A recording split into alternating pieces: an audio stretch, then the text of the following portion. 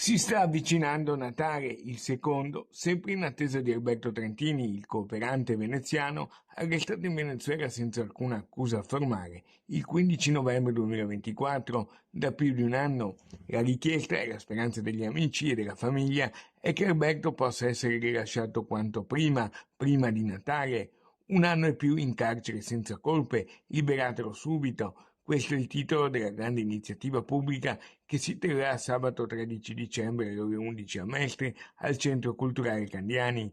Ci saranno i familiari di Alberto e gli amici, Ottavia Piccolo, Beppe Giulietti. Interverranno in videocollegamento Carlo Berdelli, editorialista del Corriere della Sera, e l'avvocato Alessandra Ballerini, legale delle famiglie Trentini e anche Regeni, Paciolla e Rocchelli.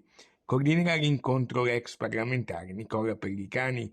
Questa nuova mobilitazione è organizzata dall'Associazione Articolo 21, sempre in prima linea, con la fondazione dedicata a Gianni Pellicani.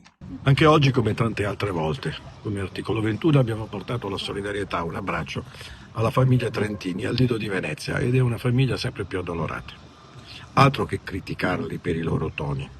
Sono sin troppo gentili. Se Alberto non verrà liberato a breve, si avvicina sempre più purtroppo il rischio concreto che questo possa essere per la famiglia e gli amici il secondo Natale di angoscia senza la liberazione di Alberto.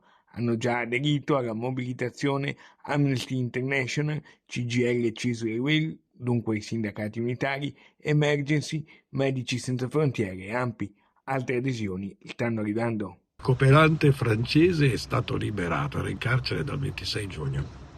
L'Italia farà lo stesso, farà sentire la sua voce. Anche la famiglia Trentini si augura che l'Italia voglia imitare la Francia e che Alberto possa tornare a casa finalmente.